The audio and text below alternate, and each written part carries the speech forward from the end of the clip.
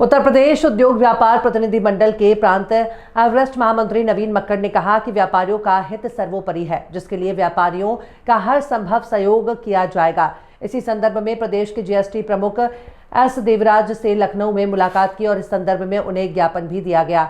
आज नवादा रोड स्थित अपने कार्यालय पर पत्रकारों से वार्ता करते हुए प्रांतीय वरिष्ठ महामंत्री नवीन मक्कड़ जीएसटी के प्रमुख सचिव देवराज से हुई मुलाकात और मिले आश्वासन पर बताया कि लगातार आ रही शिकायतों और व्यापारियों के उत्पीड़न को देखते हुए उत्तर प्रदेश उद्योग व्यापार प्रतिनिधि मंडल के प्रांतीय वरिष्ठ महामंत्री नवीन मक्कड़ ने प्रांतीय अध्यक्ष बनवारी लाल कंछल के साथ लोक भवन में प्रमुख सचिव जीएसटी एम देवराज उत्तर प्रदेश सरकार से उनके कार्यालय में भेंट की। प्रांतीय वरिष्ठ महामंत्री नवीन मक्कड़ ने व्यापारियों की मांगों का ज्ञापन देते हुए कहा कि सर्वे, छापे और सचल दल के संबंध में प्रदेश के व्यापारियों को बहुत ही समस्याएं आ रही हैं, जबकि व्यापारी हर महीने टैक्स दे रहा है, फिर सर्वे और छापे का कोई औचित्य नहीं है।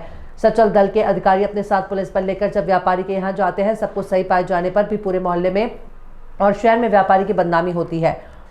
स्वयं अधिकारी कितना ईमानदार है, ये भी भली बात ही सब परिचित है। अब तक ईडी ने जितने अधिकारियों को यहाँ जांच की है, वहां से बड़ी संख्या में काला धन पाया हुआ है और उन्होंने कहा कि जीएसटी में कानून बनाकर व्यापार को 5 साल तक जेल भेजने का प्रावधान है, जो सरासर गलत है। इस कानून को समाप्त किया जाए। मैं नवीन मक्कड़ उत्तर प्रदेश उद्योग व्यापार प्रतिनिधिमंडल के प्रांतीय वरिष्ठ महामंत्री के पद पर हूँ। मैं जनपद सहारनपुर में ही नहीं बल्कि उत्तर प्रदेश के कई व्यापारियों की लगातार हमारे पास शिकायतें आ रही थी कि जीएसटी विभाग के अधिकारी व्यापारियों का उत्पीड़न लगातार कर रहे हैं और उनसे आने वाली समस्याओं को निस्तारण के लिए मैं लोक भवन में माननीय मुख्य सचिव श्री एम देवराज से मिलने के लिए लखनऊ गया था। मैं अपने प्रांतीय अध्यक्ष परम आदरणीय श्री बनवारी लाल कंछल जी के साथ हम वहाँ पर पहुँचे। हमने व्यापारियों की, जनपद सहारनपुर की और पूरे प्रदेश के व्यापारियों की समस्याओं को माननीय मुख्य सचिव जी के सामने रखा। उन्होंने हमारी सभी मांगों को गंभीरतापूर्वक सुना, समझा और हमें आश्वस्त किया कि नवीन जी, आपकी जो समस्याएं आपने लखनऊ तक यहाँ तक आकर हमें दी हैं, पूरी अच्छी तरह से गहन विचार मंथन करके उन सभी समस्याओं का निस्तारण कराने का पूरा प्रयास करेंगे। आप लोगों के ज्ञान में भी होगा, लगातार व्यापारियों की जिस तरह समस्याएं आ रही थी कि व्यापारी का रास्ते में ट्रक रोककर और माल को अपने तरीके से जब्त करके डिपार्टमेंट 4-4 दिन गाड़ियां अपने दफ्तरों में खड़ी करके इस तरह से रखता है, वो लगातार व्यापारियों का उत्पीड़न माना जा रहा था।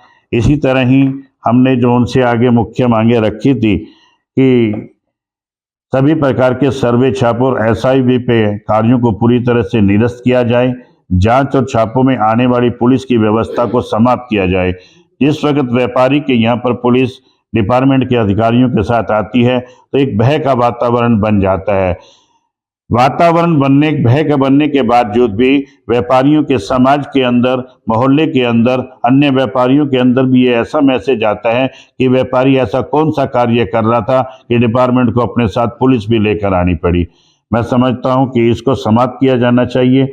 एसआईबी की जांच को फाइनल करने के समय भी निश्चित किया जाना चाहिए। अनिश्चित सीमा होने पर व्यापारियों को दोनों उत्पीड़न होता है। जीएसटी छापों में जांच करने वाले अधिकारी व्यापारी का मोबाइल जब्त कर लेते हैं, वह सम्मान सरासर अन्याय है। इस पर भी रोक लगानी चाहिए कि व्यापारी का माल फिर भी इस तरह की घटनाएं होती हैं तो फिर क्या रहेगा? अगर फिर भी इस तरह की घटनाएं होती हैं, पहली बात तो हमें मुख्य सचिव जी ने आश्वासन दिया है कि ये समस्याओं का समाधान कराया जाएगा। अगर किसी भी तरीके से हमारी मांगों पर विचार नहीं किया जाता तो हम पूर्ण रूप से समस्त व्यापारी समाज के साथ आंदोलन करेंगे और एक बार माननीय मुख्यमंत्री को दोबारा ज्ञापन भी देंगे।